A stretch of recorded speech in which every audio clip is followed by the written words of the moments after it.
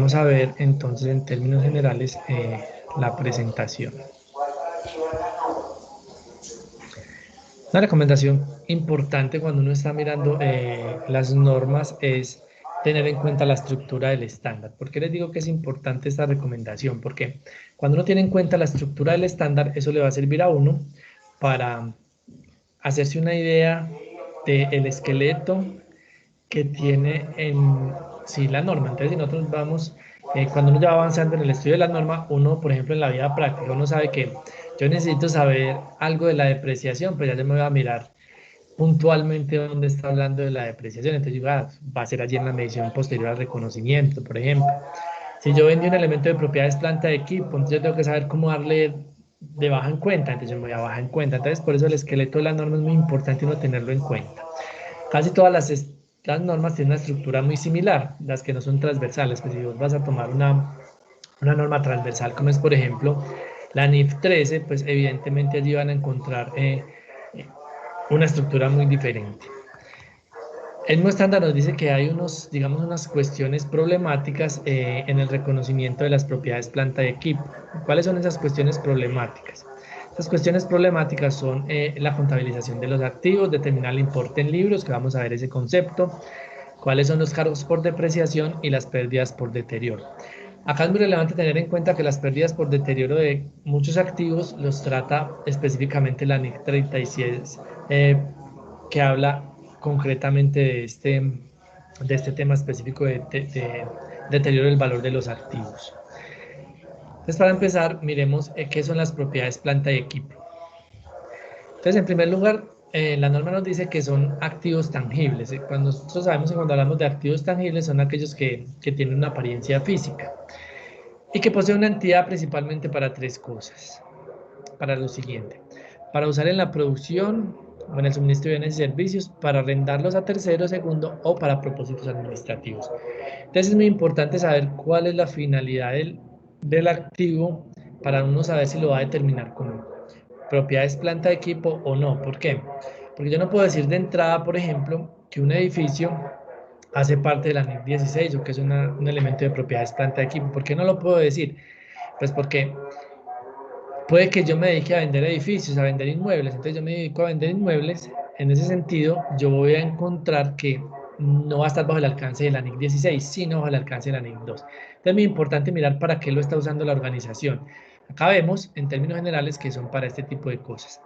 Y otra cosa muy importante que se espera utilizar durante más de un periodo. ¿Por qué? Porque miren, ustedes van a encontrarse muchas veces en empresas, por ejemplo, de construcción, que ellos compran máquinas para proyectos muy específicos con unas mediciones muy específicas, por ejemplo, para perforar determinados sitios, que solo sirven para para perforar ese sitio específico.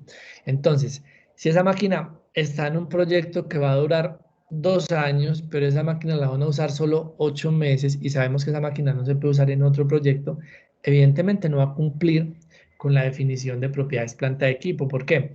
Porque no va a superar el año del que hablamos acá. Entonces, una vez tenemos claro qué son, vamos a mirar el reconocimiento de las propiedades planta de equipo. Y básicamente, cuando nosotros nos enfrentamos a la NIC 16, nos dice que para nosotros reconocer un elemento de propiedades planta de equipo lo hacemos sí y solo si cumple con dos condiciones. Primero, va a ser probable que en el futuro la entidad obtenga beneficios económicos derivados de ese activo específico. Y segundo, que el elemento tenga un costo que pueda ser medido de manera fiable. Importante que cumplan los dos requisitos. Si nosotros nos ponemos a mirar, muchas cuestiones dentro de las organizaciones cumplen con estos requisitos. Por ejemplo, si nosotros miramos una calculadora tranquilamente cumple con estos dos beneficios, porque, con estos dos requisitos. Porque en primer lugar me genera beneficios. ¿Qué beneficios me genera a mí una calculadora? Pues que la gente sea más eficiente al momento de elaborar ciertas operaciones que si las van a hacer manualmente se demorarían mucho. Entonces, ¿eso qué evita? Me evita que me salgan costos, ¿sí? Me evitan que tengan más gastos, entonces en ese sentido eso va a ser un beneficio para mí. ¿Y el costo se puede medir con fiabilidad? Sí, se puede medir con fiabilidad porque la calculadora costó 100.000 pesos, por ejemplo. Pero recuerden que antes de esto está el marco conceptual, entonces que lo veamos la sesión pasada. En el marco conceptual se habla de las características fundamentales de la información para que sea útil para tomar decisiones. Y una de las características es la relevancia. Entonces ya uno ahí empieza a preguntarse lo siguiente. Si bien es un elemento de propiedades planta de equipo porque cumple con la definición y se puede reconocer como un elemento de propiedades planta de equipo, no es relevante. Entonces, si no es relevante, entonces en ese sentido nosotros no podemos reconocerlo como un elemento de propiedades planta de equipo, para que lo tengamos muy presente. Entonces, recuerden que las NIF, al ser principios, manejan un método deductivo, es decir, parten de lo general para llegar a lo particular. No son reglas, como por ejemplo son los tributos, sino que son principios. Entonces, lo primero que uno va a aplicar son los principios fundamentales de la información para que sea útil para tomar decisiones. Y puede que la calculadora cumpla con todos estos criterios, pero va a ser útil para tomar decisiones saber que tengo una calculadora o que no la tengo, saber que la reconocí dentro del ANIC 16 o por el contrario mejor la llevé a un gasto. Son preguntas entonces que uno se debe hacer. Con ese principio de reconocimiento nosotros vamos a hacer el reconocimiento de todos los costos del elemento de propiedad planta de equipo. ¿Cuáles? Aquellos en los incurridos inicialmente para adquirir el elemento de propiedades planta de equipo. Por ejemplo, si ustedes van a poner a funcionar una máquina muy especializada en un municipio determinado, ese municipio tiene unas normas específicas para el cuidado del medio ambiente, tiene unas normas muy especiales y les exige a ustedes que para que esa máquina funcione tienen que ponerle un determinado instrumento para que no contamine tanto. ¿Será que ese elemento que le van a poner a esa máquina va a ser parte del costo? Si hace parte del costo, ¿por qué? Porque si no le pones elemento, pues no puede funcionar, ¿sí? No puede funcionar en ese municipio específico, podrá funcionar en otros, pero no puede funcionar. Entonces eso es un costo que uno dice, no tiene nada que ver con la máquina, pero sí tiene que ver, porque si vos no lo pones, pues no te va a funcionar, no te van a dejar que esa máquina funcione. De igual manera, los costos incurridos posteriormente para añadir, sustituir parte o mantener el elemento correspondiente. Por ejemplo, ustedes tienen un edificio y arriba, en el último piso, construyen una especie de centro deportivo para los colaboradores. Entonces, uno se podría preguntar, esa construcción hace parte de un elemento de propiedades planta de equipo, va a generar beneficios económicos. Se pregunta uno, no, pues uno empieza a mirar como por encima en una primera impresión, uno pudiera decir que no va a generar ningún tipo de beneficio, pero obviamente sí va a generar beneficios. ¿Por qué?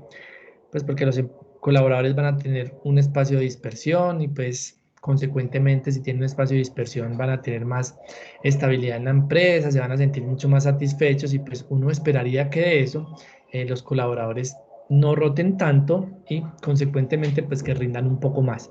Entonces, si yo tenía ese edificio por 100 millones y la construcción de esa cancha me costó otros 20, yo tranquilamente puedo activar esos 20 millones, es lo que me quiere decir acá.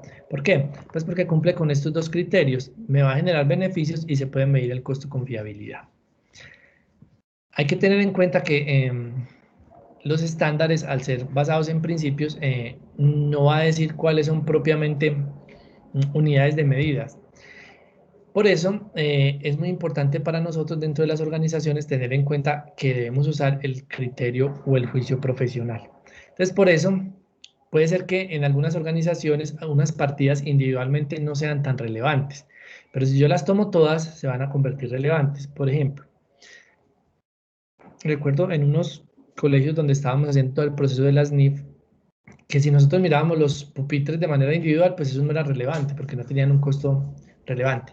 Pero la misma norma nos da la posibilidad de nosotros agrupar todos esos pupitres para presentarlos en una sola partida con un elemento de propiedades planta de equipo. Ahí lo dice tranquilamente la norma, lo dice, pueden agregar partidas que individualmente son poco significativas, ¿sí? Entonces se pueden agregar y así reconocer esos pupitres como una partida total de elemento de propiedad, como un elemento de propiedades planta de equipo. Tenemos claro entonces ya qué son, ¿sí? Recuerden, los vamos a usar en el objeto social de la empresa y lo vamos a usar durante más de un año.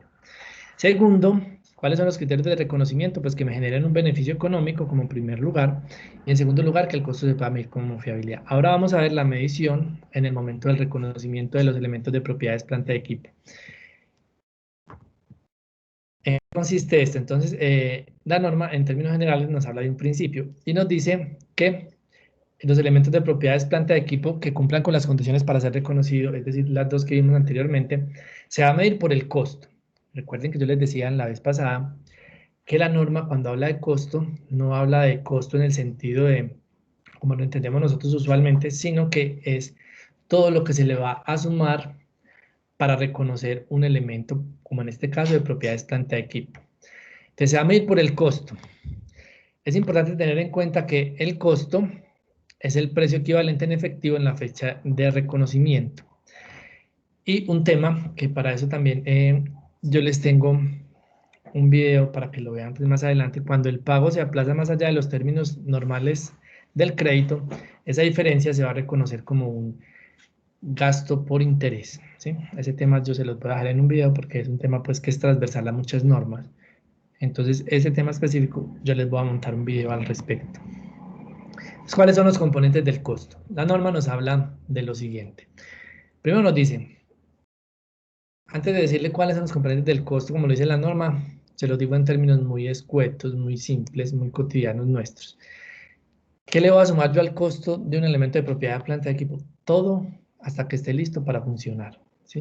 Todo. Todo hasta que esté listo para funcionar. Si nos aprendemos eso, todo esto, pues sí, es muy elegante la manera como lo dice la norma, pero ya lo podemos obviar.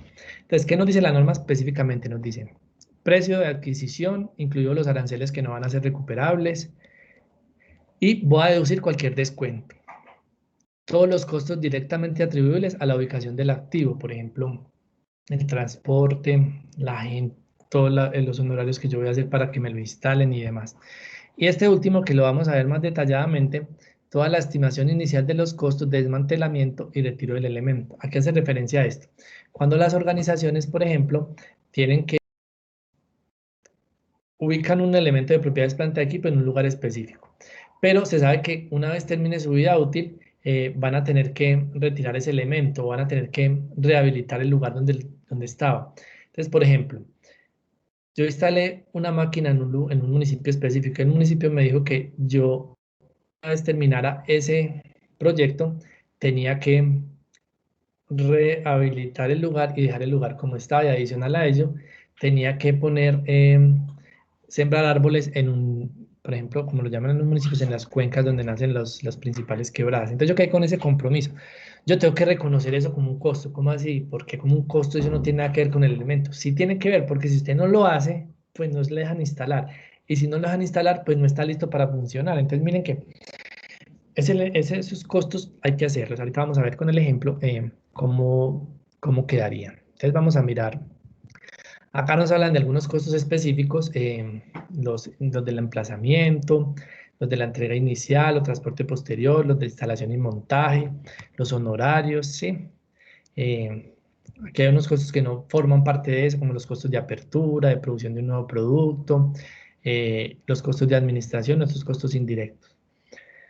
Entonces, importantísimo esto, que yo les decía, ese es el principio para mí clave que le va a dar a uno la entrada de la comprensión de hasta cuándo voy a reconocer yo los costos. ¿Qué dice la norma? Dice, el reconocimiento de los costos en el importe en libros de un elemento de propiedades planta de equipo terminará cuando el elemento se encuentre en el lugar y condiciones necesarias para operar de forma prevista por la gerencia. Entonces les voy a proponer que miremos el ejemplo, vamos mirando el ejemplo,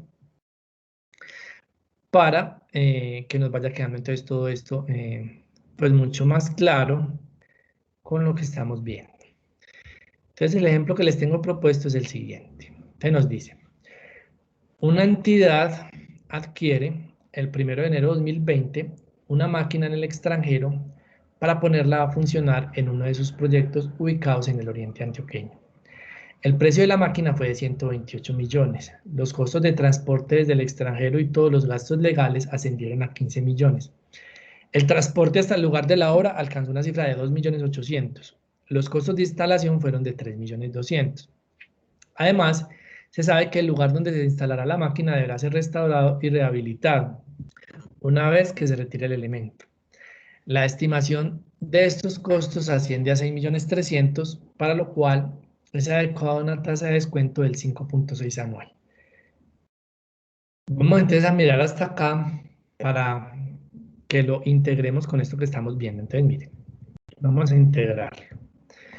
Entonces, la norma me dice, listo, ¿cuáles son los componentes del costo? Me dice inicialmente, precio de adquisición, listo. Entonces, tenemos un precio de adquisición, sí, tenemos un precio de 128 millones de pesos. Aranceles, impuestos que no sean recuperables, no nos están hablando de impuestos, ¿sí? ¿Tenemos algún tipo de descuento? No tenemos ningún tipo de descuento.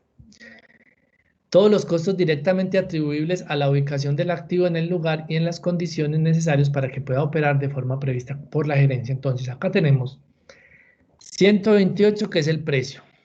Tenemos unos costos de transporte del extranjero que ascienden a 15 millones. Entonces, tenemos aquí unos gastos de importación de 15 millones. Tenemos el transporte hasta el lugar de la obra, alcanzó 2.800.000, 2.800.000. Esto se necesita para que la máquina o para que el elemento opere de acuerdo a las condiciones previstas. Los costos de instalación fueron de 3.200.000.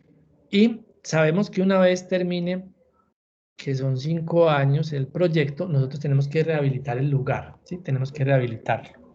Muy importante, cuando vamos a rehabilitar el lugar, nos vamos a gastar 6.300.000 allá. 5 años después nos vamos a gastar 6.300.000. Pero ustedes saben que la norma contempla una cosa muy clara. ¿Por qué hablamos de estos 6.300.000? Pues porque acá nos decían la estimación inicial de los costos de desmantelamiento y retiro del elemento, así como la rehabilitación del lugar. Entonces, eso es lo que vamos a hacer acá. Pero esos 6.300.000 son allá, 5 años después. Entonces, ¿qué vamos a hacer? Lo que vamos a hacer es que esos 6.300.000, según la NIC 37, que habla de provisiones, porque eso es una provisión.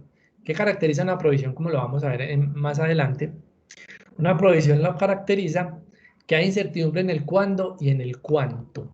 ¿Por qué hay incertidumbre en este caso en el cuánto y en el cuándo? Miren, chicos, porque yo estimé que iban a ser 6.300.000 y estimé una vida útil de 5 años.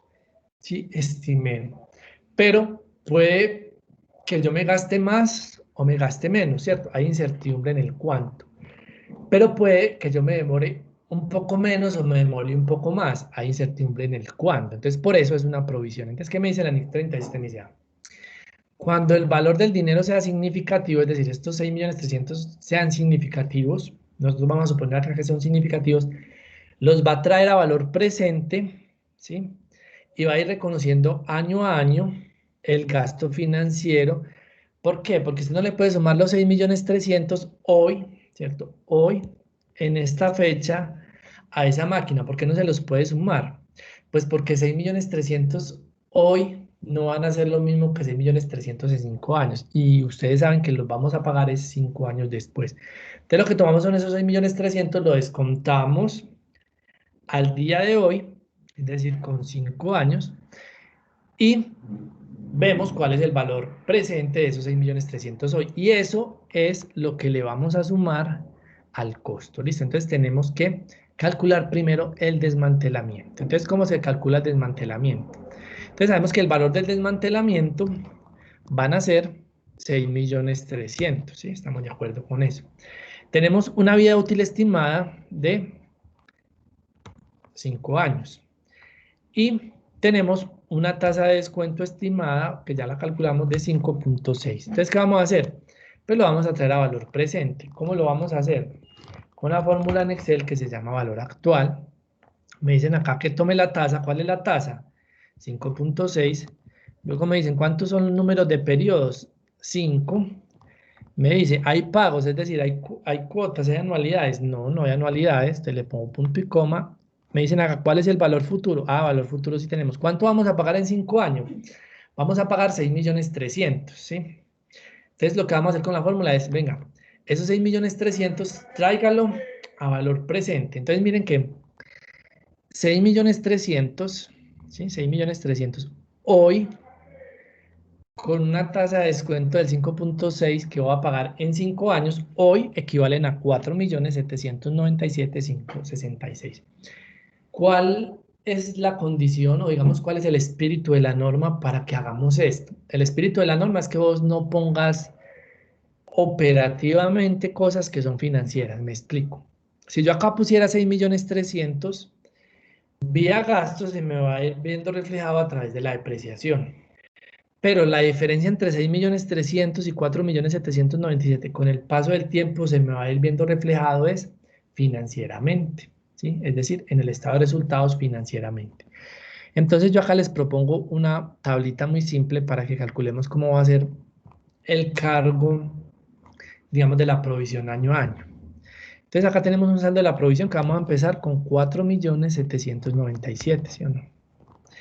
Pero periodo a periodo, pues me va a ir incrementando la provisión, porque yo empiezo con 4.797.000, pero en el año 5 yo no le voy a pagar, o los costos no me van a significar 4.700.000, sino que me tengo que gastar 6.300.000. Entonces yo tomo estos 4 millones y lo multiplico por la tasa que desconté. Aquí lo voy a ir capitalizando, pero no lo voy a capitalizar 5 años de una, sino periodo a periodo. Entonces yo lo voy capitalizando y me dicen, vea, finalizando el año 2020 me tienen que cargar a la provisión otros 268.000 pesos. Entonces yo qué voy a hacer acá, voy mirando cómo me va subiendo el saldo de la provisión.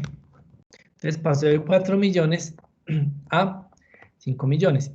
Y ya, pues simplemente uno en Excel arrastra y ya nos damos cuenta que finalizando el año 5 vamos a tener un valor de 6.300.000. Entonces, ¿qué voy a hacer yo? Periodo a periodo voy a reconocer provisión en el año 20, finalizando en el año 21, en el año 22, 23 y 24.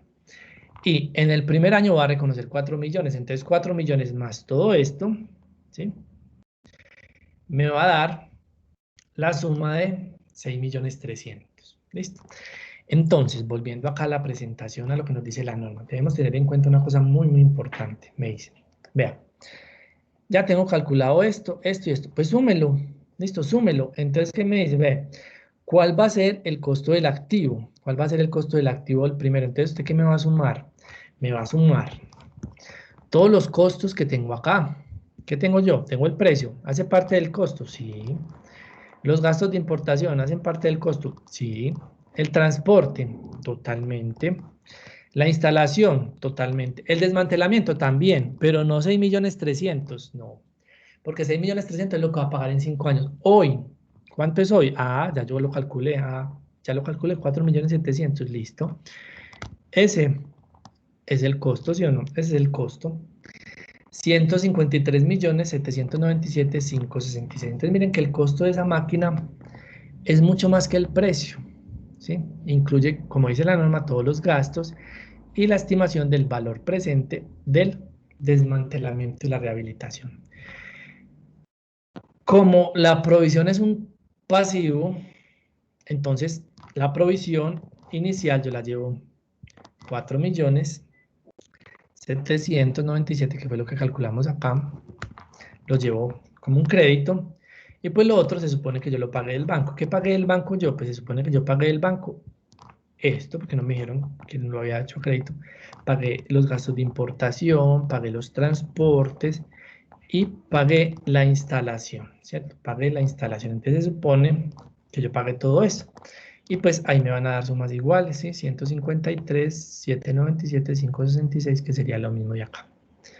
Entonces, chicos, súper interesante en la cuestión de la provisión, que digamos que yo sé que es el tema que de pronto más se nos puede dificultar en este momento, pero que yo estoy seguro que como lo vimos acá de una manera tan simple, pues ya nos va quedando mucho más claro.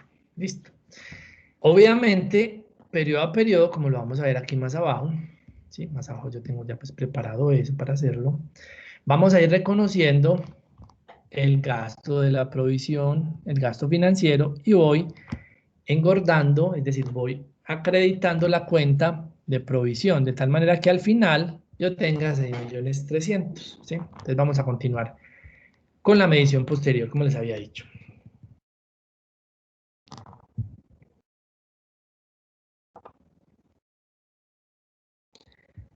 Entonces acá tenemos la medición posterior al reconocimiento.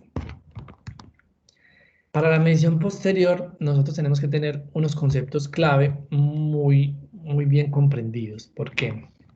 Porque con base en estos conceptos, nosotros vamos a determinar muchas cosas. Miren, chicos, yo les insisto en algo. Uno como contador tiene que manejar el lenguaje, ¿sí? Es la única manera de uno generar diferencia, porque nosotros tenemos que llamar las cosas por el nombre. Entonces, lo primero, el primer concepto que nosotros sabemos muy bien qué es, pero que en el fondo a veces nos dificulta mucho, es la depreciación. Y la depreciación es la distribución sistemática del importe depreciable de un activo a lo largo de su vida útil. Entonces, ¿qué es el importe depreciable? Miren, es el costo de un activo u otro importe que lo haya sustituido menos su valor residual. Ese es el importe depreciable. El costo de un activo menos su valor residual. Entonces, les voy a poner acá un ejemplo chiquito. Chiquito acá en esta hoja. Supongamos que nosotros compramos un carro, ¿sí? Un vehículo. Que nosotros tenemos un vehículo de 200 millones de pesos. ¿Sí? Nosotros tenemos como política que le vamos a dar a los gerentes, a los subgerentes de la empresa, un carro y que lo vamos a cambiar cada 2 años. ¿Sí? Entonces la vida útil de este carro son 2 años. Carlos, ¿cómo así que 2 años? Sí, 2 años, porque cada 2 años, o la vida útil está relacionada con lo que yo lo vaya.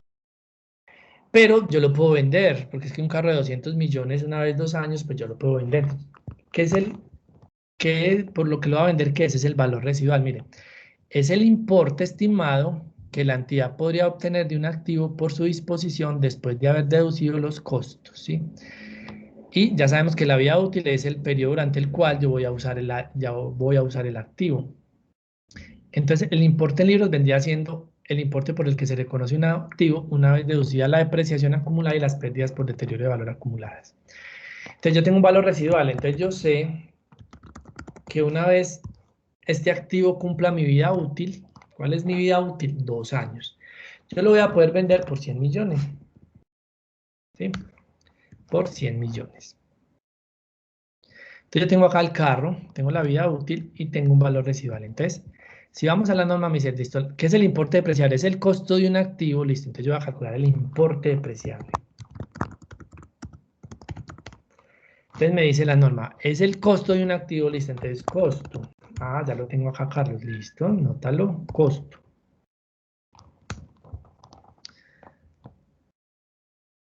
Menos su valor residual. Ah, entonces el valor residual también lo tengo. Sí, yo lo tengo, acá lo tengo.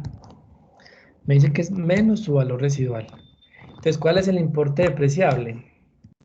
Entonces sería 200 menos los 100. Este es el importe depreciable, chicos, el importe depreciable, ¿sí? Entonces, miren tan importante este concepto.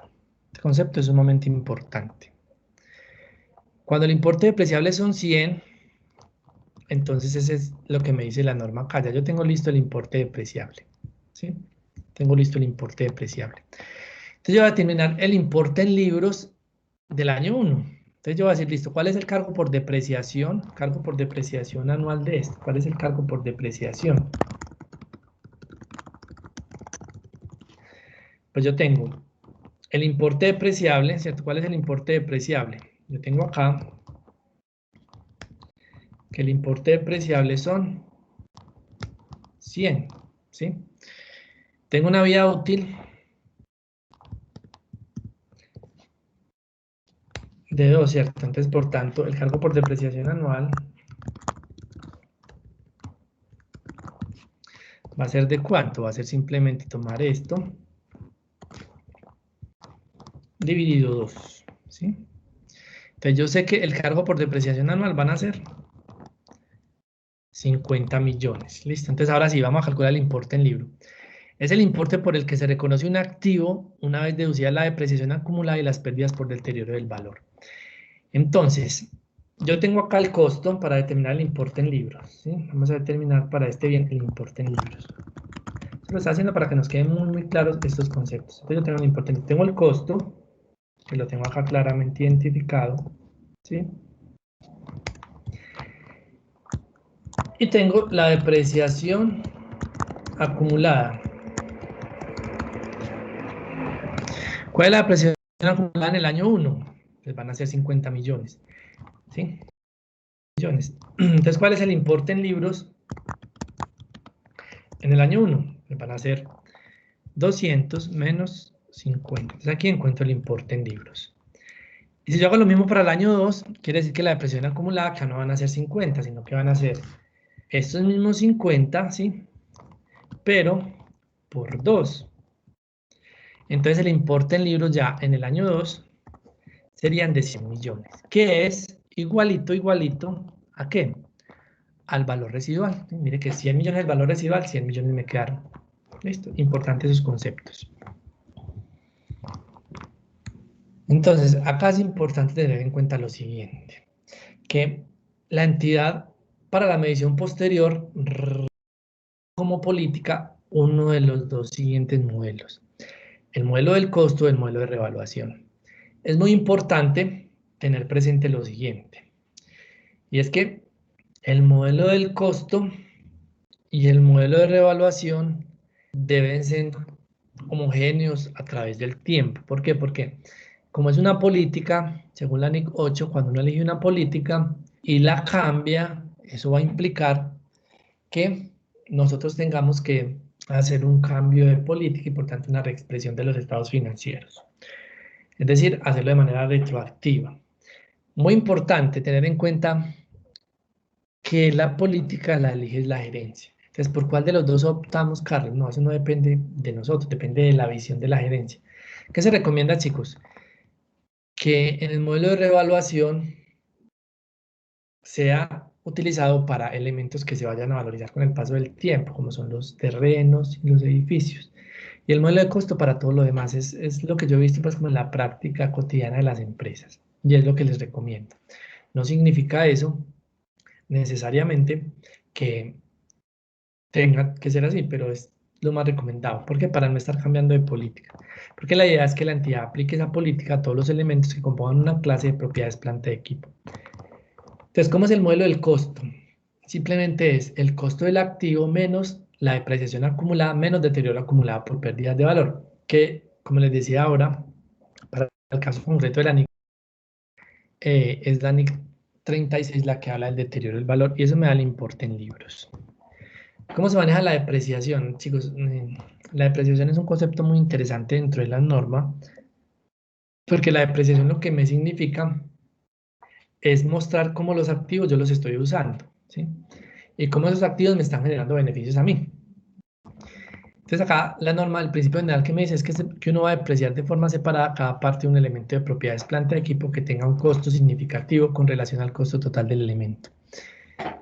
Esto en la práctica se ve por ejemplo, en los aviones que tienen motores se deprecian aparte de todo lo que está por dentro y demás. A veces por ejemplo, en algunas unidades residenciales optan por depreciar aparte los ascensores que el techo, por ejemplo. Entonces, eh, pero en la vida cotidiana de las empresas, traten de no enredarse mucho con eso. Si es muy homogéneo y los costos no son muy significativos, es decir, la información no es muy relevante, pues deprecienlos de manera homogénea, ¿sí? Es decir, yo no tengo que dividir una máquina que tiene dos motores, yo lo tengo que dividir porque cada motor vale 3 millones y el resto de la máquina vale 10, es decir, 16 millones. Entonces, si no, es que son muy significativos. Pues si lo quieres hacer, por la norma lo puedes hacer, pero no te enredes tampoco la vida haciendo eso así, ¿sí? Separándolos, porque tenés 100 máquinas de esas, ¿sí? Y cada una la compraste un mes diferente, entonces se te va volviendo un poquito difícil controlar esa depreciación. El cargo por depreciación pues se va a reconocer en el resultado, salvo que se haya incluido en el importe de otro activo. ¿Cómo así que en el importe de otro activo? Ustedes saben que por regla general va al resultado del periodo, pero si por ejemplo es una máquina que está en la producción y la producción, pues la depreciación de esa máquina se le va a cargar al costo del inventario, de acuerdo con la NIC 2. ¿Cuándo inicia la depreciación? Ojo, clave, cuando esté listo para usarse, ¿sí? En las condiciones que tenía previsto la gerencia. No la empezó a usar, pues igual la empresa va a depreciar, a no ser que sea por unidades, pues yo la voy a depreciar por unidades de producción o por horas de uso, pues no lo voy a depreciar, no la voy a iniciar a depreciar sin usar. Pero si lo voy a hacer por un método lineal, por ejemplo, yo sí la voy a empezar a depreciar. ¿Por qué? Porque ya está lista para usar y no usarla significa que usted está perdiendo plata y ¿cierto? Entonces váyase diciendo la verdad. ¿Cuándo cesa la depreciación? Pues miren, la depreciación usted no la debería parar, ¿cierto? No la debería parar. A no ser, pues obviamente que usted esté utilizando un método como los que hablamos ahorita por unidades, eh, o que vaya a clasificar ese elemento como un activo no corriente mantenido para la venta de acuerdo con la NIF 5, ¿sí? Pero así el activo esté quieto, pues usted lo debería seguir depreciando hasta que pues cumpla su vida útil. Acá les hablaba un poco del importe depreciable, ¿sí? Importante acá tener en cuenta que la vida útil, el valor residual, cuando uno los cambia, los va a tratar como una estimación, es decir, de ahí en adelante, de acuerdo con la NIC 8. Los cambios van a ser de ahí en adelante, no se van a hacer de manera retrospectiva. Y para determinar la vida útil, se tendrá en cuenta qué tanto se va a usar el activo, el desgaste físico, la obsolescencia y los límites legales si hubiera. Hay unos conceptos muy importantes, chicos, dentro de la NIC 16 y son los elementos de vida útil y vida económica. Miren, la vida económica es lo que puede durar un activo, ¿sí? Por ejemplo, usted compra una máquina le puede durar 30 años, pero la vida útil para usted son 3 años. ¿Cómo así, Carlos? 30 años la vida económica y para mí 3 años, sí, porque usted tiene un proyecto que lo va a usar 3 años y después esa máquina no le sirve para nada. Puede que tenga un valor residual, listo, ya sabemos cómo calculamos el valor residual, cómo se lo restamos al importe depreciable. Pero la vida útil es distinta a la vida económica muchas veces, ¿sí? Muchas veces es diferente. ¿Cuáles son los métodos que se utilizan para la depreciación? Miren, el método debe reflejar el mejor patrón para mostrar cómo los beneficios van contribuyendo a la entidad, es decir, cómo esa máquina me va generando, en el caso de que sea una máquina, beneficios a la entidad. Y vamos a tratar de ser congruentes. Obviamente, si vamos a cambiar los métodos, pues lo vamos a hacer de acuerdo con, como si fuera una estimación contable, de acuerdo con la NIC 8. Entonces, ¿qué métodos me propone la norma? Me propone el método lineal, el método decreciente y el método de las unidades de producción. Vamos a mirar en el ejemplo el método lineal. Vamos a mirar en el ejemplo el método lineal. Entonces vámonos nuevamente al ejemplo de acá. Entonces recuerden, ya tenemos el costo, 153 millones. Entonces vamos a calcular el importe depreciable, ya lo sabemos calcular. Entonces, ¿cuál es el costo? Tenemos un costo de 153 millones. ¿Cuál es el valor residual? Nada, porque ya nos decía que la máquina tiene un valor residual insignificante, es decir, cero. La entidad utiliza para la medición posterior el modelo del costo, el que acabamos de ver, y para este tipo de partidas hace uso del método lineal de depreciación considerando una vida útil de 5 años. Todos estos conceptos ya los manejamos. Entonces, ¿qué vamos a hacer acá? Lo que vamos a hacer es el importe depreciable, ¿cuánto es? Pues es este menos el valor residual, o sea, va a ser igual. Entonces, el importe depreciable ya lo tenemos acá. La vida útil, ya nos dijeron acá que iban a ser 5 años. Entonces, por tanto, la depreciación anual, porque vamos a utilizar un método anual, lineal, va a ser de 30.759.000. Entonces, yo les propongo esta tablita para el control de la depreciación. No es necesaria, pero a mí me gusta hacerla, ¿sí? El importe en libros, pues en el año uno va a hacer el importe del costo, ¿cierto? El costo del activo. Van a ser 153 millones. La depreciación anual va a ser la misma durante todos los años porque es un método lineal de depreciación, ¿sí? La depreciación acumulada va a ser la de este año más la del año anterior. El año anterior no tenemos nada, entonces va a ser 0, ¿sí? Y el importe en libros va a ser lo que tengamos acá menos la depreciación del año, ¿cierto? Va a ser básicamente así. Entonces, por tanto, yo voy a mirar acá la depreciación acumulada y pues finalmente el importe en libros me va a quedar 0. Ojo, si acá yo tuviera un valor residual, no sé, voy a poner que 50 millones. ¿Sí? Si yo tuviera 50 millones acá con un valor residual, eso es pues para mostrarles algo. El importe en libros una vez finalizada la vida útil van a ser 50 millones, ¿ven? Pero pues como no tenemos 50 millones, entonces pongamos 0. Listo, muy bien. Entonces, ¿qué vamos a hacer finalizando el periodo 31/12 del 2020? ¿Qué vamos a hacer? Pues vamos a hacer un gasto por depreciación, que ya lo tenemos acá claramente identificado, contra una depreciación acumulada en el crédito, 30 millones. Y vamos a registrar lo que yo les prometí ahora, esto, ¿sí? Esto lo tenemos que ir registrando. Entonces, ¿qué vamos a registrar? Para la provisión, un gasto financiero, como nos lo dice la NIC 37, el gasto financiero, el valor del dinero en el tiempo para este año son 268.000 contra la provisión por desmantelamiento, listo. Y así lo vamos a hacer cada uno de los años. El gasto de depreciación del año 21 van a ser estos, ¿sí? Depreciación acumulada va a ser lo mismo. Entonces, si ya yo aquí sumo esta depreciación más esta otra depreciación me va a dar 61 millones, que es lo mismo que acá, 61 millones. Y pues evidentemente también la del año 2 hago la provisión que estaba haciendo, 283.000, gasto financiero contra provisión. Entonces si yo tomo lo que he hecho de provisión de desmantelamiento, ¿cierto? Que es lo que hice este año, más lo que hice este otro año, ¿sí? Más lo que he hecho acá, ¿cierto? Lo que he hecho acá. Entonces, es muy importante saber que ya me va dando un total de 5.349.000, que es lo mismo que va acá. Es decir, si lo miramos en cuentas del mayor, vamos a ver que va a ir subiendo paulatinamente. Y así pues lo voy haciendo para el año 2022, hago el mismo registro, 2022, la depreciación acumulada, hago el gasto financiero de la provisión, estamos en el año 2022, en el año 2022, y respectivamente la provisión por desmantelamiento, así hacemos en el año 23, hacemos lo mismo en el año 23, ¿sí? En el año 23 registramos la depreciación y asimismo registramos el gasto financiero de la provisión del año 23, ¿sí? Del año 23. Y finalmente registramos en el año 24 la depreciación acumulada, y evidentemente registramos el gasto financiero de la provisión contra la provisión, ¿sí? Listo. Entonces, ¿qué pasa?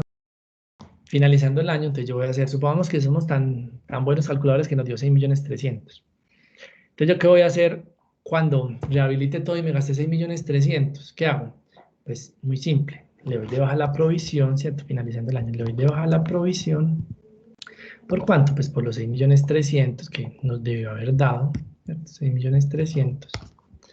Le doy de baja y pues lo voy a pagar de efectivo y equivalentes, ¿sí? Los pago, simplemente. Si me da más, me da menos, pues la diferencia la lleva al resultado, listo, porque se tiene en la provisión 6.300.000. Aquí le dio 6 millones, entonces la diferencia de los 300 lo va a llevar respectivamente. Aquí le dio 6.500.000, la diferencia la va a llevar, listo. Ahí estamos utilizando todo lo relacionado con el modelo del costo, ¿sí? El modelo del costo. El modelo de revaluación, les explico la teoría acá y ya los videos, ya hay uno ahí montado, ya yo ahorita les monto el otro que ya está pues grabado. Es el valor razonable en el momento de la revaluación menos la depreciación acumulada menos el deterioro acumulado del valor revaluado. Entonces, como este tema pues requiere muchos más cálculos, entonces ya en el video yo les explico cada una de estas cosas que ven acá. ¿Sí? En el video está más explicado cada una de estas cosas. Importante acá, el modelo de revaluación, yo les monto dos videos. Uno para mirarlo cuando utilizamos la proporcionalidad y otro cuando utilizamos la eliminación de la depreciación. Eso funciona igualito para los intangibles. Listo. Bajan cuentas, es importante tener en cuenta que es cuando ustedes ya no van a usar más el elemento cumplió la vida útil, o cuando ustedes de pronto lo venden. Cuando ustedes venden el elemento, es importante tener en cuenta que pues le van a dar de baja todo lo relacionado con ese elemento, ¿sí? Si tienen depreciación relacionada con ese elemento, pues le dan de baja, ¿sí? Supongamos, por ejemplo, lo siguiente. Suponer acá lo siguiente. ¿Sí? Que vamos a vender este carro por los mismos 100 millones, ¿cierto? Entonces, ¿ustedes qué tienen que hacer? Le tienen que dar de baja a los 200 que traían. ¿Ustedes cómo van trayendo esto acá? Pues traían por allá un vehículo. Lo tenían registrado en ¿cuánto? En 200. ¿Sí? Recuerden, lo tenían registrado en 200 este vehículo. Y esto usualmente lo tenían, así lo tenían registrado en naturaleza de débito, ¿sí o no? Y también tenían por allá registrada una depreciación acumulada, ¿sí? En naturaleza crédito, de 100 millones, ¿cierto? de 100 millones. Entonces ustedes lo que tienen que hacer es darle de baja, aquí si está en débito, pues le dan de baja en crédito, y acá le dan de baja en débito, ¿cierto? Y ya suponiendo por lo que lo hayan vendido, cualquier diferencia, pues la van a reconocer, ya sea como ingreso o como gasto, ¿sí? Y finalmente, la información a revelar, es importante tener en cuenta que en la información a revelar nosotros tenemos que mostrar cuáles son las bases de medición que utilizamos para determinar el importe en libros. ¿Cuáles son los métodos de depreciación? No, chicos, seamos generosos con las revelaciones, no seamos tan escuetos. A veces las notas de los estados financieros son muy escuetas, no. Seamos generosos con ellas. ¿Cuáles son los métodos? Para las máquinas usamos el método lineal. Para las máquinas de la bodega tal, usamos las unidades de producción, qué sé yo. O sea, tener en cuenta que de acuerdo a las características de la empresa, ser como conscientes de eso. Decir aquí cuáles son las vías útiles o cuáles son las tasas de depreciación. Decir cuál es el importe en libros, tanto al principio como al final de cada periodo. Acá mostrar una conciliación entre las diferentes, por ejemplo, las adiciones. Por ejemplo, lo que yo les decía, tengo este edificio y les puse arriba un centro deportivo. Muestre eso, ¿sí? Entonces, miren que la norma, en términos muy generales, nos habla de varias cosas muy interesantes que nosotros debemos tener en cuenta para